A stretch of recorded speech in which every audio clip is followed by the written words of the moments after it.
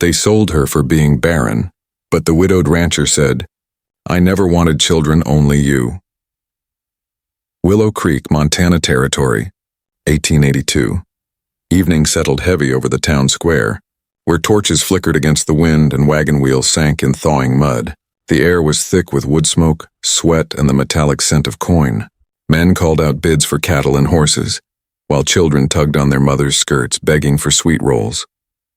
Amid it all stood Clara Wynn, 24, her worn boots caked with mud, bonnet pulled low, hands twisting at her apron. She hadn't spoken in hours.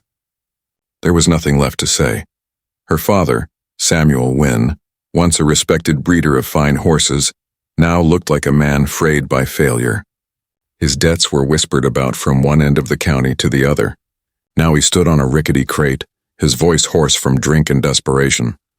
"Skilled in cookin', mendin', and housework," he called out.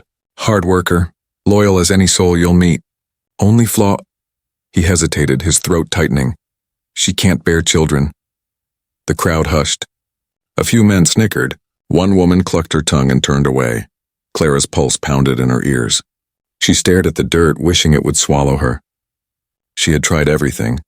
Herbs, prayers, whispered promises to a God who no longer seemed to listen. The husband who'd left her for someone younger had sealed her reputation forever. Now she was nothing but a bargain, a body to be bought because it couldn't bear life. "Half the price of a cow," her father added roughly. "Someone take her off my hands before the night's out." The words tore through her. A gust of cold wind bit her cheeks, but she didn't flinch. She had no tears left to shed. Then, from the edge of the square, a man stepped forward. He was tall, built like the mountains he'd likely worked among. Broad shoulders, rough coat dusted from the trail, eyes the color of storm clouds. The townsfolk fell quiet when they saw him, Jonas Hale, the widowed rancher of Dry River. His wife and son had died in a fever 3 winters back, and since then he'd lived apart, speaking to few. Jonas stopped before Samuel's crate, pulled a leather pouch from his coat and set it on the table. Coins clinked. The sound silenced the square. "I'll take her," he said evenly. Clara's breath caught. Her father blinked, unsure whether to believe it. Jonas turned to her, voice low enough for only her to hear. "I never wanted children," he said. "I just need someone who knows how to stay." The crowd murmured, parting as the two walked toward his wagon. Clara's heart thundered in her chest. Was this rescue or another kind of captivity? The torches burned low. The last bids faded into the night. As Jonas lifted her onto the wagon seat, she glanced back one last time. Her father stood small beneath the lamplight, his hands shaking as he pocketed the coins. The road ahead disappeared into the dark hills. Clara didn't know if she was running toward something or away from everything she'd ever known. As the wagon rattled out of town, Jonas glanced her way just once and said quietly, "If you stay on your own terms." But what did stay mean in a world that had already sold her twice? The trail to Dry River Ranch wound through low hills and miles of wind-beaten grass. By dawn, the sky was the color of tin, and Clara's fingers were numb around the hem of her coat. Jonas hadn't spoken much since they left Willow Creek. His silence wasn't cold, just deliberate, like a man who only used words when they mattered. The ranch came into view just as the sun broke over the ridge. It was big but tired, fences sagging, paint worn to gray, the barn roof patched in places with mismatched tin. Beyond it stretched a wide pasture, dry and stubborn, holding on to what little green spring had left behind. Jonas stopped the wagon and climbed down. "You can come inside," he said, his tone more invitation than command. Clara followed, her boots crunching over gravel. The house looked solid, 2 stories of rough-cut timber, but the porch creaked under her weight. When Jonas opened the door, the scent of old wood and faint smoke filled the air. Inside, the rooms were neat, but stripped of warmth. No laughter, no trinkets, just a clock ticking loud enough to fill the silence. A woman appeared in the doorway, gray-haired, shawl tight around her shoulders, eyes sharp as needles. "So you've brought company," she said flatly. "My housekeeper, Mrs. Finch," Jonas said. "She keeps the place from falling apart." Mrs. Finch gave Clara a long, measuring look. "You're the one they sold off," she said, not cruelly but without pity. Clara met her gaze. "Yes, ma'am." Mrs. Finch sniffed and turned away. "Kitchen's to the left. Don't touch the stove without asking. Man's meals are set by habit." Clara's shoulders stiffened, but she nodded. Understood. Jonas motioned to the narrow staircase. Your room's at the end of the hall. Used to be the guest room. When she stepped inside, she found clean sheets, a single chair, and a window that looked out toward the hills. On the bed lay a folded quilt, faded but carefully stitched. She traced the thread, tiny blue flowers, and wondered who had sewn them. Jonas appeared in the doorway holding a coat. It was small, patched at the elbows, and smelled faintly of lavender. This was my wife's, he said quietly. You'll need it till the weather turns. Clara hesitated. Thank you. He gave a small nod, started to leave, then stopped. You don't owe me anything, Clara, not gratitude, not words. You work here because you choose to. Her breath hitched. It was the first kindness she'd heard in years. That night she lay awake, listening to the wind scratch at the shutters and the creak of the boards beneath Jonas's boots. No one came to check on her, but when she turned back the covers, a small hot brick lay at her feet, still warm from the stove. Someone had thought of that. Outside, the moon climbed above the ridge, silvering the empty corral and the fields beyond. Clara stared until her eyes blurred. She wasn't sure if this place could ever feel like home. But for the first time, the silence didn't feel like judgment. It felt like space. As the clock downstairs struck midnight, Clara whispered into the dark, I'll stay, for now. She didn't yet know that the ranch's silence had secrets of its own, secrets that would test every reason she had to leave. By midsummer, Dry River Ranch had begun to breathe again. The grass grew high, the fences stood straight, and the sound of hammering often carried across the yard. Clara had taken to her chores with quiet precision, mending harnesses, scrubbing floors, baking bread before sunrise. The place still carried its grief, but she noticed that each day the silence felt less like mourning and more like waiting. Jonas was rarely home during daylight. He rode out before dawn and returned long after dusk, dust on his coat and weariness in his eyes. Still, whenever he passed Clara, he nodded in acknowledgement, sometimes even offered a word or two. Fence held through the storm, he'd say, or, you fix the shutters right. Not many can do that. Those words shouldn't have meant much, yet they did. Mrs. Finch, though still guarded, had softened a fraction. She'd sometimes leave a biscuit on the counter or hum to herself while shelling peas. You've got a steady hand, she remarked one morning as Clara stitched a torn sleeve. Maybe steadier than mine was at your age. It was a small peace treaty, but Clara took it. A few weeks later, a wagon creaked up the drive. 2 barefoot children sat in the back, thin, hollow-eyed, no more than 7 and 9. Their mother had passed the previous winter. Their father drank himself into debt soon after. Jonas had found them sleeping behind the feed store in town. They'll stay here for a while, he told Mrs. Finch, until I figure something proper. Mrs. Finch frowned. This ain't no orphanage. No, he said quietly, but it's a place with food and walls. The children clung to each other, silent, wary of the adults. Clara knelt before them, her heart twisting at the fear in their faces. You're safe now, she said softly. You can help me feed the hens tomorrow. The little girl nodded just once. That night, Clara found herself sitting in the barn loft, where the air was thick with the scent of hay and dust. The children slept nearby on bedrolls, their breathing soft and even.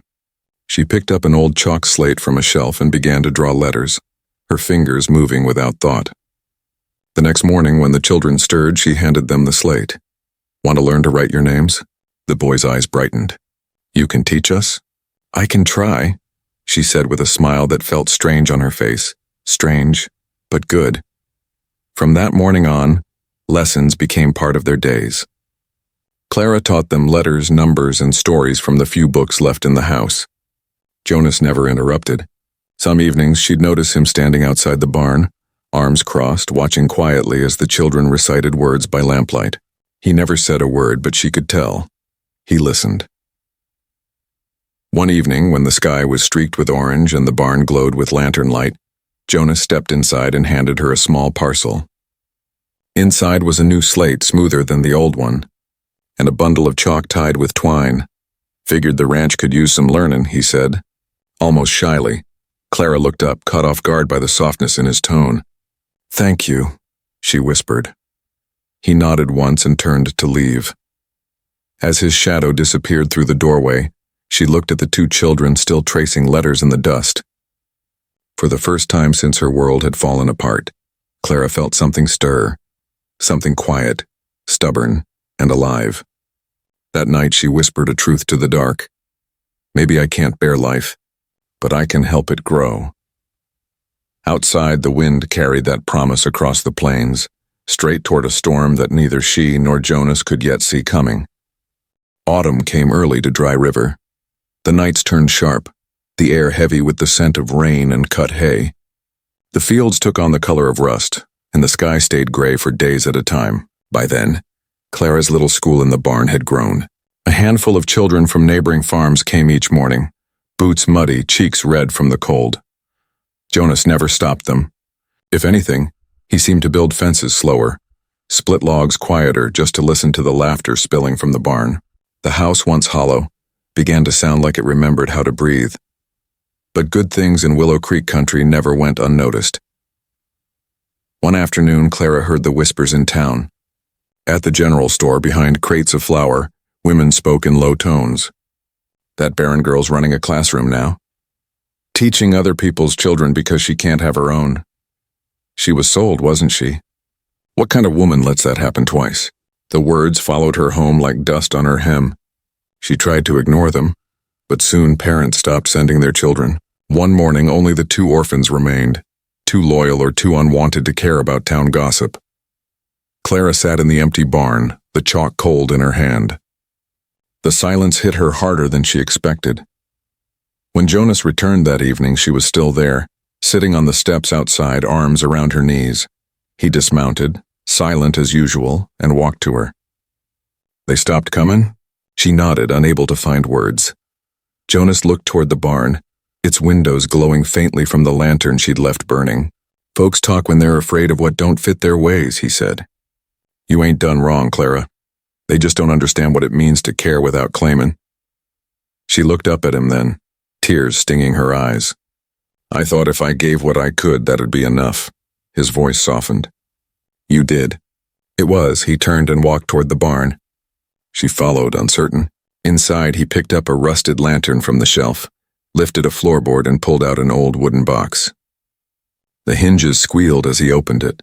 Inside was a leather-bound book, its edges worn, its pages yellow. "This was my wife's," he said quietly. "Family ledger.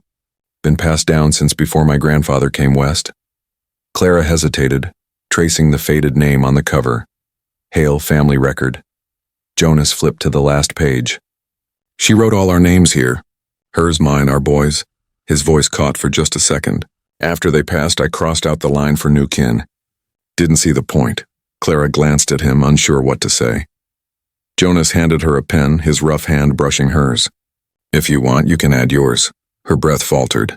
"I'm not—" "You're here," he said simply. "That's enough for me." For a long moment, the only sound was rain tapping against the roof. Clara held the pen but didn't write. Her name, something about it still felt borrowed, like it didn't belong beside theirs. Finally, she closed the book. "Not yet." Jonas didn't argue. He just nodded, set the ledger back in the box, and placed it under the floor again. That night, thunder rolled across the hills. The wind screamed through the cracks, shaking the house until the shutters rattled. When Clara went to check the barn, she saw Jonas still there, oil lamp in hand, standing over the box like a man guarding something sacred. Lightning split the sky, and for the briefest second his face was lit. Tired, yes, but certain. Clara realized then that maybe the storm outside wasn't the one she needed to fear. Winter came sudden that year, an early frost that painted the grass silver and froze the riverbanks hard by morning. The orchard outside the house stood bare, the last leaves clinging stubbornly to the branches. Inside, Clara moved slower now, her breath sometimes short, her energy fading after the long months of work and worry. Still, she taught the 2 children who remained and tended to the ranch as if it were her own. Jonas had begun building a new shed near the barn, though he wouldn't say why. Every few days she caught him measuring beams, muttering about light and space. When she asked, he only smiled a little and said, "You'll see." Then one afternoon a shadow fell across the porch. A black carriage stopped at the gate, its wheels too polished for the muddy road. A man stepped out, tall, well-dressed, with eyes that carried the heavy weight of regret. Clara froze. She knew that face. Edward Harland, her former husband. He took off his hat as he climbed the steps, his voice careful, almost pleading. "Clara," he said, "I heard you were here. I came as soon as I could." She didn't move. The sound of his voice stirred too many memories, of disappointment, of being sent away with a letter and a few coins. "I was wrong," Edward said, pulling a small velvet pouch from his coat. "My wife passed last spring, and the doctor tells me I'll never have children of my own. I came to make it right. Come back, Clara. Be my wife again." Clara stared at him, the old hurt dull but still familiar. For a heartbeat, she felt herself slipping back into the woman she once was, the one who thought being wanted was the same as being loved. Behind the door, Jonas appeared. He stood silently, his hand resting against the frame. His expression was calm, though his eyes watched every breath of the exchange. Clara drew a slow breath. "You told me once I wasn't enough," she said softly, "that I was half a wife without a child. I believed you. For years I believed you." Edward stepped closer. "I didn't understand then. I do now." "No," she said, her voice steady. "You understand loss, not love. They're not the same." The velvet pouch slipped from his hand, falling to the porch with a dull thud. Jonas walked forward, not with anger, but with quiet certainty. He stopped beside her and said to the man, "She was never something you could return. You lost her the moment you stopped seeing her as a person." Edward looked between them, realization dawning too late. He turned, climbed back into his carriage, and left without another word. The sound of wheels faded into the distance until all that was left was the wind. Clara exhaled, shoulders trembling, but not from fear. From freedom. Jonas placed a hand gently on her shoulder. "You all right?" She nodded, tears glinting in the pale light. For the first time in a long while. The weeks that followed were quiet but not empty. The shed Jonas had been building turned out to be a new schoolhouse, sturdy walls, a real roof, and windows that caught the morning sun. He carved a sign above the door himself. The Willow School. One morning, Clara fainted while carrying books inside. The doctor from town came the next day, his brow lifting in disbelief after the examination. "She's expecting," he said softly. Nearly 12 weeks along, Jonas froze. "That can't be." They said. The doctor smiled faintly. "Seems the good Lord had his own say in it." When he left, Clara sat by the window, her hands pressed over her heart. "I don't understand," she whispered. Jonas knelt beside her, his rough hand covering hers. "You don't have to. You just have to believe it's meant to be." That spring, the orchard bloomed for the first time in years, white petals drifting across the yard like soft snow. The children returned one by one to the new schoolhouse, their laughter filling the valley again. Inside the house, Jonas took out the old ledger once more. He opened to the last page where Clara had once refused to write her name. With slow care, he added the words himself: Clara Hale, by choice, by faith, by love. When he showed her, tears spilled down her cheeks. She pressed her palm over his and whispered, "We were both lost once. Now we're found." That night, the fire burned bright in the hearth, casting gold across the walls. The wind outside carried the scent of pear blossoms, and from the schoolhouse window, the faint echo of children's laughter drifted through the dark.